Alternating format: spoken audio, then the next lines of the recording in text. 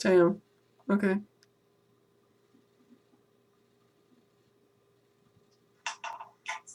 Damn.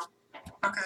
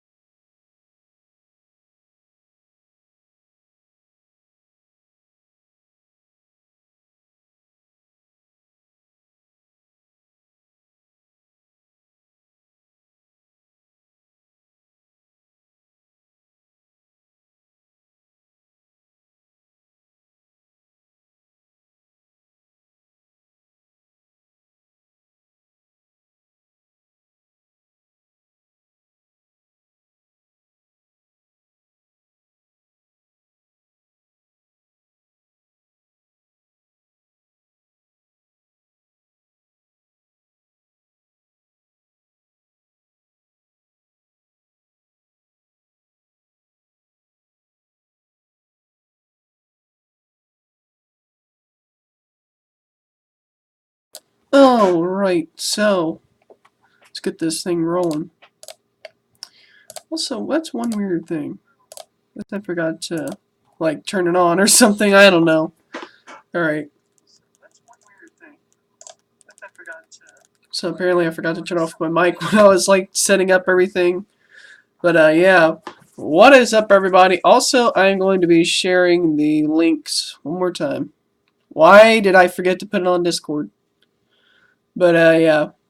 Ladies and gentlemen, welcome to the first edition of this live stream. And welcome to the podcast where we will talk all about Power Ranger stuff, all about that other good stuff. And as you can see, I'm using Notepad to like change stuff. So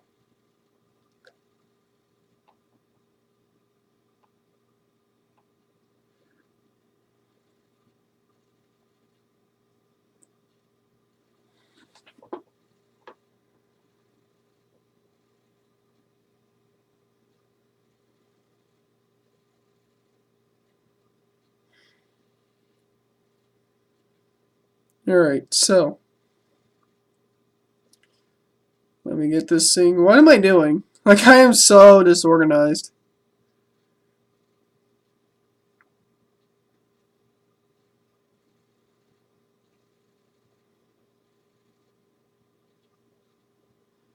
Hold on. What am I doing with my life? What am I doing? Alright. Alright. So, let's get this party rolling. So, first thing I want to talk about is Pua Magasiva. If you guys don't know who he is, he was the Power Rangers Ninja Storm Red Ranger. He was the Red Ranger for that season that came out in 2004. Another interesting fact was that I watched him. That was the first season I watched of Power Rangers back in 2004 when I was 6 years old. And it was a very interesting season. You know, that was the first season that was the very first season that Disney owned Power Rangers, and so that was a pretty cool thing to see that. And then that was just a start to a passion that I really liked, you know. And this sudden thing with the Red Ranger, yeah, it caught me off guard. I will say that. But I was strong throughout it because, you know, it's kind of like leaving a legacy behind, you know? Like,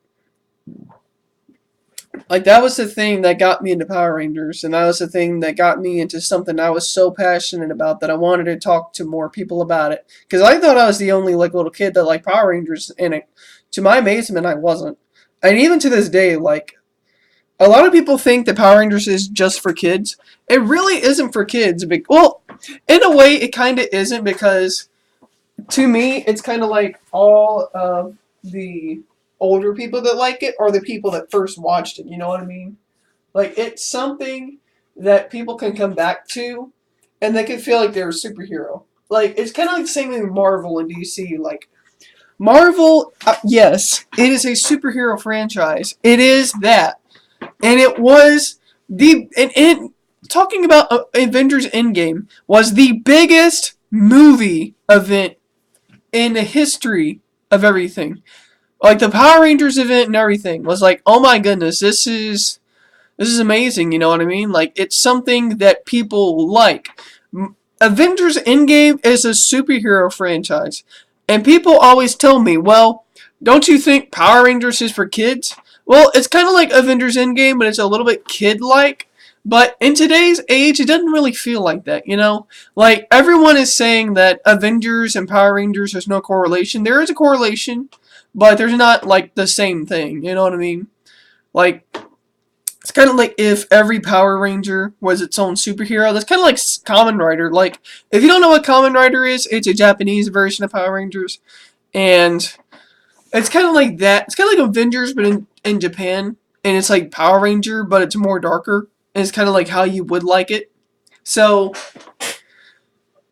going back to Pua Magasiva, he was the first Samoan to be a Power Ranger. And if you guys also didn't know, he worked on another little project, I believe. I forgot what it's called, but it was a New Zealand soap opera where he played a nurse. And yeah, I didn't expect this at all. Like, I went and watched Ranger Liz's video because I didn't know what she was talking about when she said, like, something bad happened, you know. And it was just really interesting. It was really surprising, and it was just like, what the heck, man. So, yeah. Alright, so what else happened this week? Oh, we had Fortnite Season 9. Alright. So I want to put this here just because I don't want to confuse anyone. So if anyone is like, what the heck's going on? Now you see this little current topic under my thumbs up thing, so you'll know what I'm talking about. Or what I am supposed to be talking about. Another cool thing that happened here was that this was it was interesting, I will say. Like, it's an interesting thing. Like, what really makes all of this so interesting, like, I don't know. Like, Fortnite Season 9 came out yesterday, I believe. No, Thursday. Came out Thursday. And people started making content today. When people started making content today, I was like, okay, yeah, people are going to be bashing Season 9. Because let me tell you, Epic Games was screwing something up. Like, especially with competitive play. Like, I don't know what it is, but the pro players need to have something for their side of the argument. Because what it feels like is that this is something that casual people would like.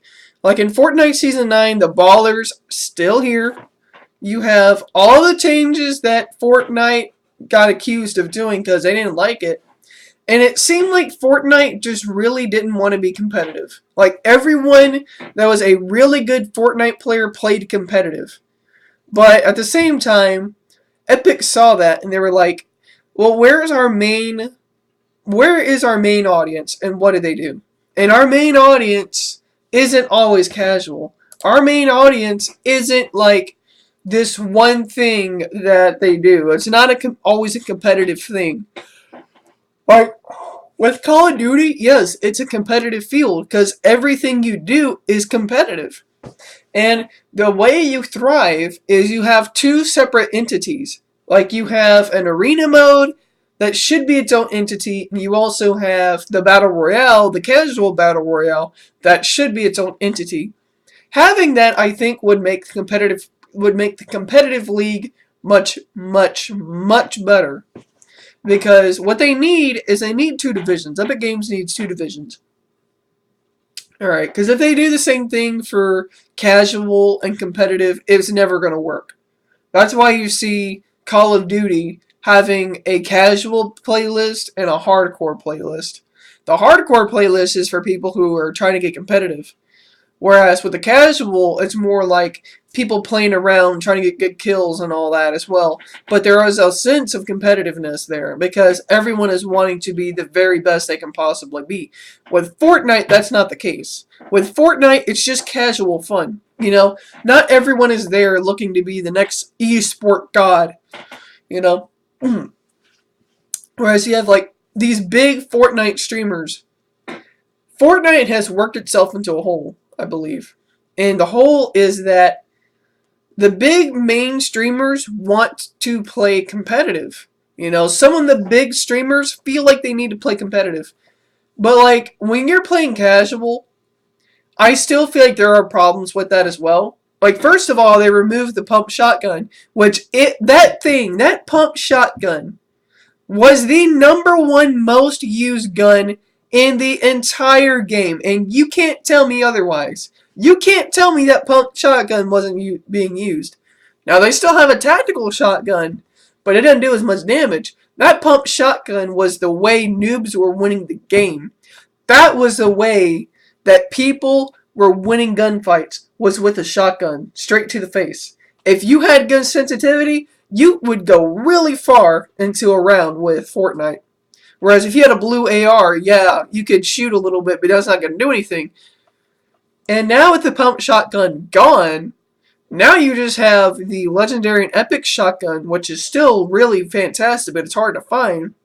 And then you also have a tactical shotgun, which still is alright. I mean, it's a semi-automatic shotgun, but it doesn't do as much damage.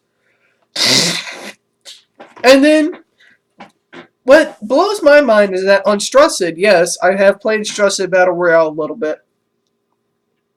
That game is so weird, and it's so interesting because Strusted makes it to where you have 2 kinds of Fortnites going on. One is like different modes, like you got team deathmatch and free for all and gun game and capture the flag and all that. And what it does is gives people practice. Like, it's literal practice. Like, no one's gonna win a prize or anything for doing that. It's literal practice. It's something Fortnite does not have. Fortnite does not have a practice mode where you're playing against bots. That's what Ring of Elysium does. Ring of Elysium's practice mode is something I wish Fortnite had. Like, I wish Fortnite had like you versus computer players. And it was you versus like 30 people. And it was like a select area of the map. And it was kind of like Team Deathmatch. Well, not Team Deathmatch. It was like a literal battle royale. Where you face off against 29 other computer players. And it's a select area of the map. And you just go in there and practice. You practice and practice and practice. You can't practice in playground mode. Like, you can practice building and all that, but you can't do anything else, you know? And so, now what I want to do is, we're going to go back to the Power Ranger thing. One thing I'm surprised Epic has not done is done like a Power Ranger thing. Like, I'm just saying, if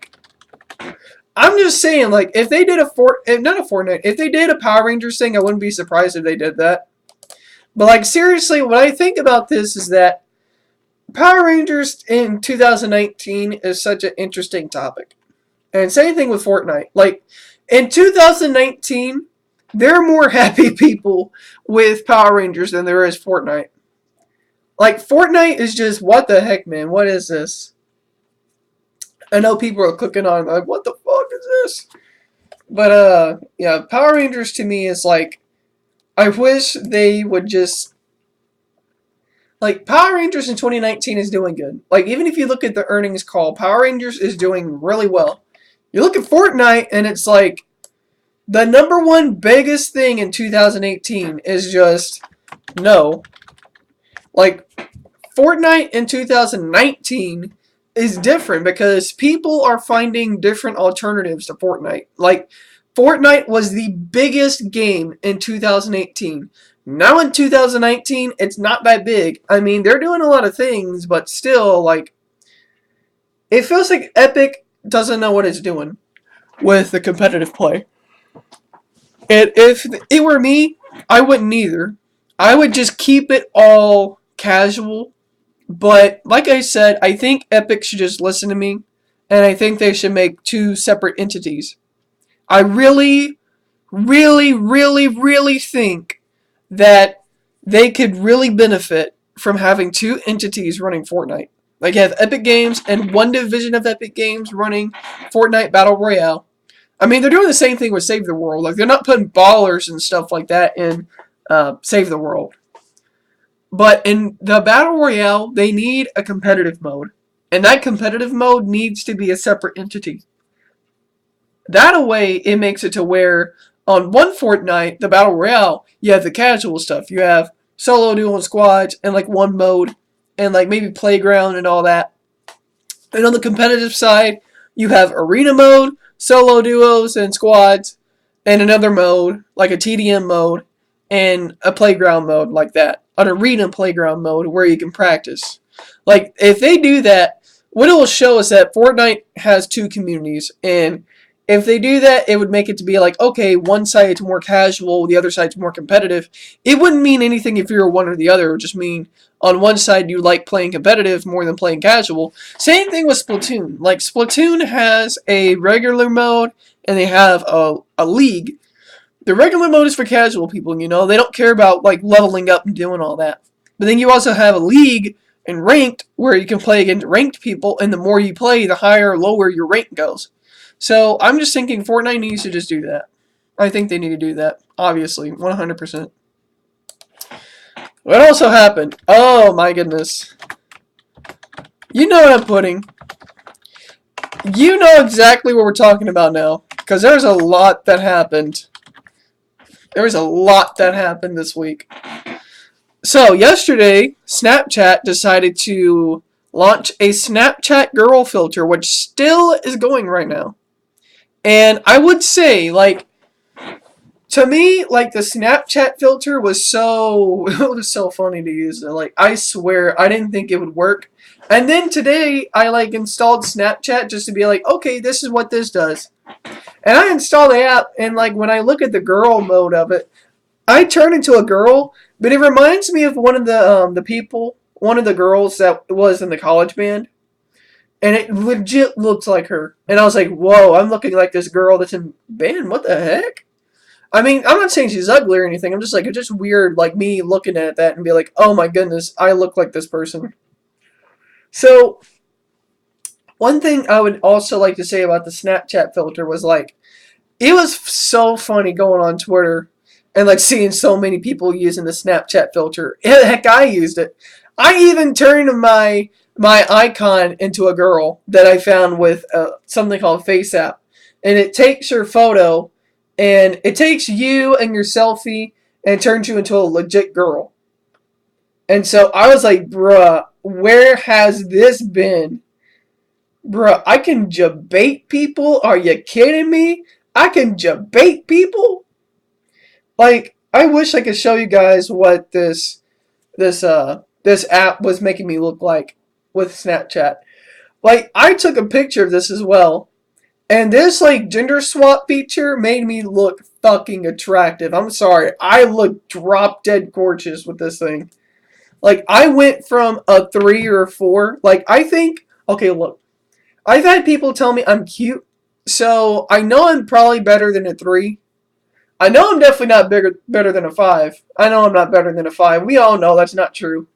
I went from a 5 to like an 8 just by using the Snapchat filter. And I went from a 5, as I am like now, to an 8 as a girl. And I'm like, damn, I look sexy, yeah. And I know people were like, bro, you can't be doing this. The transgender people are going to be mad. And I'm like, well, you know, you won't let me have my fun? Aw, that sucks. But yeah. So, what else happened? Oh, yeah. So, if anyone is a WWE thing, you're probably not going to care. WWE Wild Card Rule. I tell you what, Double or Nothing looks really, really, really fun. Like, Double or Nothing legit looks so much incredible. And it hasn't even launched yet. And another thing that looks cool is that if you look at the TV deal that could be happening, that TV deal looks like it's about to be done. And we're about to see it on TNT. Which, if you don't know what TNT is, it is a USA-based TV company. And that USA TV-based company, it is owned by Time Warner. No, Turner Broadcasting. That's who owns it. Not Time Warner. Turner Broadcasting owns it. And I thought it was going to go TBS, but the roster that AEW is putting together looks so freaking cool. Like, I was watching Being the Elite last year, and I thought it was all nothing but Ring of Honor dudes, because I was trying to get into Ring of Honor. And then Ring of Honor put it all in. And they were saying, and then Cody and Young Bucks were challenged by Dave Meltzer from the Wrestling Observer, and they said you can't sell at a 10,000 seat arena, and they did, and that's what set this. If All In did not sell out, we wouldn't be here right now. But All In sold out in 30 minutes, and then Double or Nothing sold out in less than 5 minutes. That's how insane this show is about to be. Like, Double or Nothing looks like it is going to be a spectacular show. And I think it's almost finalized where we're going to be able to watch the first hour for free on TNT.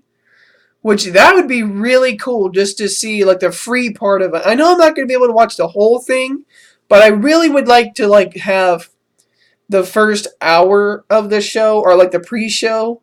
Like, if they go on the pre-show, and the pre-show goes on TNT, I will watch that. I will legit watch that. I will stop everything to watch Double or Nothing. Heck, I will come home from my friend's wedding if I need to. Which, by the way, I still haven't got my invitation yet. Hopefully she sends it, I don't know. But, yeah, Double or Nothing looks cool. Now we move on to WWE, which, I want to know what the hell's going on with the WWE. Like, even the people that watched it, Raw, I tell you what, Raw was just crazy. Like, Vince McMahon, I don't know what he's doing. Like, from last week to this week, it was like, what the hell is Vince McMahon doing with the WWE? Like, do they not know what they're doing? Like, back in 2011, 2012, I legit wanted to be a wrestler. Like, I got into it so much to where I wanted to be a wrestler. Even in 2016, I told my advisor, look, if this college thing doesn't work, I will go be a WWE superstar. But now in 2019, I don't want to be that so much. I don't want to do that so much, you know? Like, I don't want to be a WWE superstar anymore. I want to, like, get a life, you know? I want to, like, get a good job, and I want to, like, get the bills paid and all that. But it just feels like the product of WWE just isn't doing enough, and it's not doing what it needs to do.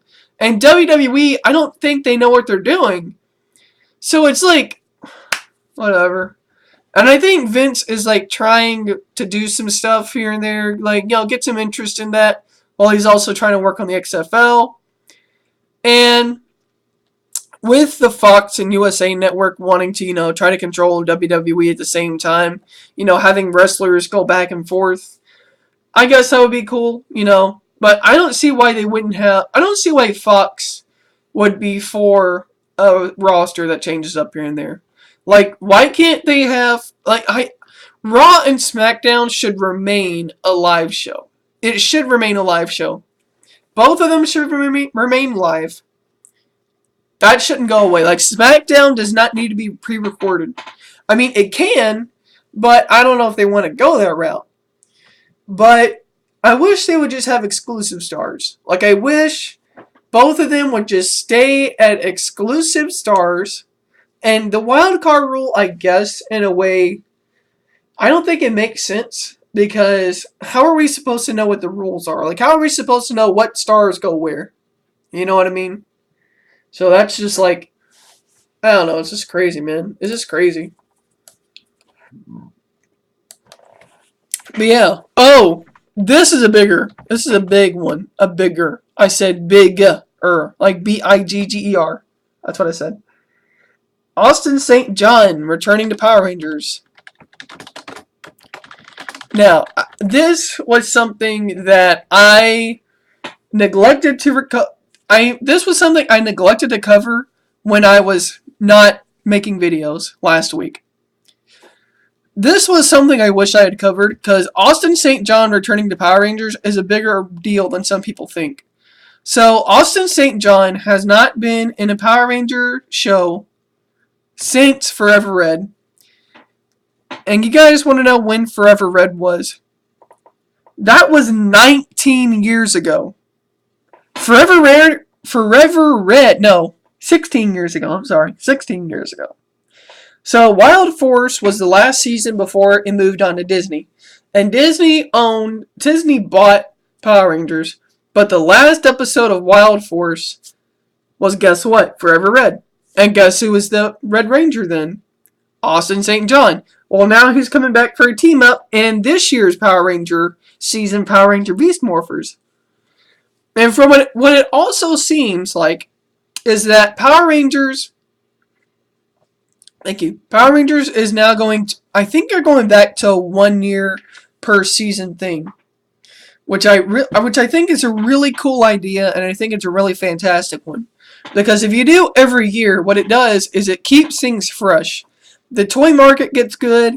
The shows, they get back on track. They keep it fresh and fast-paced. And you don't have to have so much filler like you have to make stuff up. Like, I think that was the one thing that the Neo Saban era did so badly on.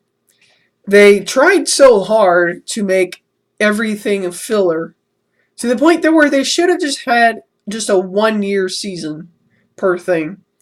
Because then we probably would be caught up by them. I think we would be we'd probably be on Zyuranger.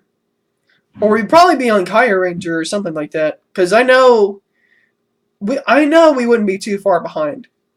But honestly, my thing with it is that Power Rangers right now is in a good position. Like, I legit think that Power Rangers isn't a good thing.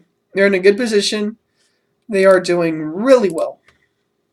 So, let's look up more stuff. Let's look up stuff. So, of course, we talked about Fortnite. We talked about the death and the loss of Pua. We talked about all that stuff, all that jazz. So, I mean, I could look on Twitter right now and just start talking about something. Because Twitter is a good place to find news. They absolutely are. You know.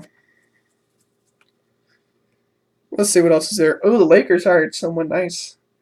Legendary luchador Silver King dies in the ring at the age of 51. So, of course, this was according to several wrestling insiders and British media outlets, Cesar Cuauhtemoc Gonzalez Biron, best known in the wrestling world as Silver King, died during the course of a match in London, England. So we got some breaking news, man. We got breaking news. Breaking news, my dude. Breaking news. So Wrestling Travel says tragic news breaking tonight that legendary luchador Silver King has passed away in the ring during a match with Juventud Guerrera. He was 51 years old. And yes, he was wrestling with AAA. So yeah, even people are saying former CMLL, AAA, WCW wrestler Silver King passed away after suffering a health issue during the match earlier today. He was only 51. This is just breaking news. I didn't see this. Ligero, who was a NXT UK superstar, he is talking about this. He said, absolutely awful news emerging about the confirmation of Silver King passing away this evening. Such a horrible situation. My heart goes out to all involved as well as his loved ones. Tragic. Yes. Oh, he played Ramses in Nacho Libre. Oh, wow. Oh, wow. Oh, wow. Oh, my goodness. I have no idea what was happening here. His father is Dr. Wagner, and his brother is Dr. Wagner Jr. So I heard a lot about them when I was looking for a luchador mask. This is awful, man. This is crazy. Like, I didn't expect to find some breaking news this.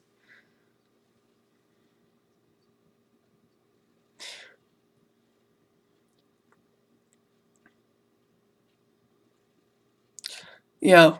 Horrible news. What a super talent he was. Yeah, a lot of breaking news here, man. A lot of breaking news. Oh my goodness, yeah. I don't know what the heck happened. It was a health issue, maybe, yeah. It might have been a stroke. It might have been it might have been something. I don't know. But this is just, yeah. This is interesting. This is sad. I didn't expect to see this. Like, this is cool. This is awful. Not cool. Why would I say it's cool? What the hell would I say that? My God. Silver King dies in Silver King dies in the ring. I could stop the broadcast and I could record. But I don't think I want to do that. I don't want to do that. I'm not doing that. I've already covered too much tragic already.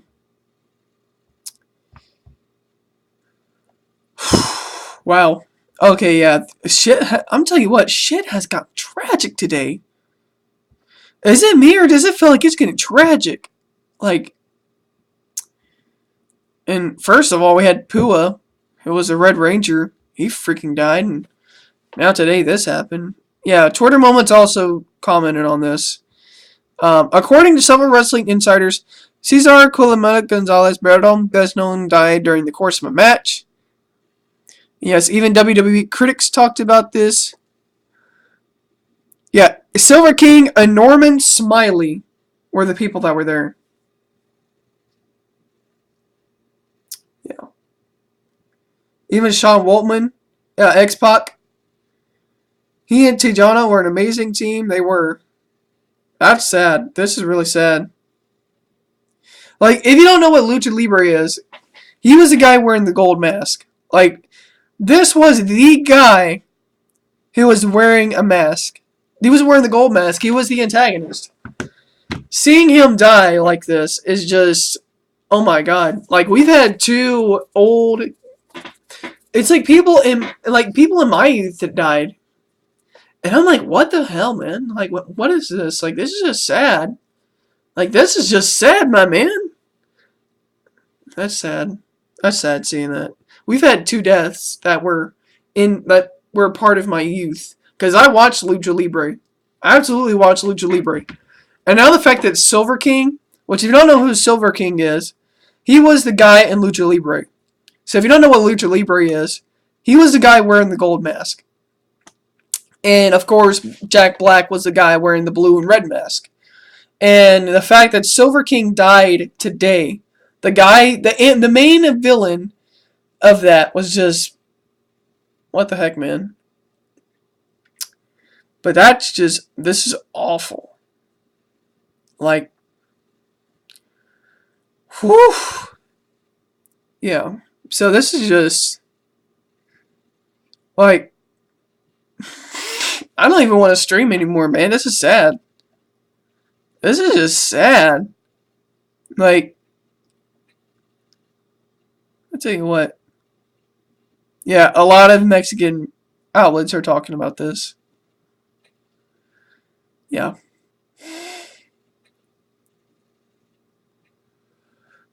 Yeah, the dirt sheets are also talking about that. But yeah.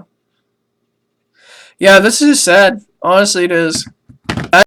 I think I'm going to end it here. I think I ran out of stuff to talk about, and I don't want to keep going, because if I do, it's just going to get boring. Anyways, guys, I hope you guys enjoyed this little podcast. If you want to see more like this, and you want to see like another podcast, like recorded and all that, if you want me to do a recorded version, that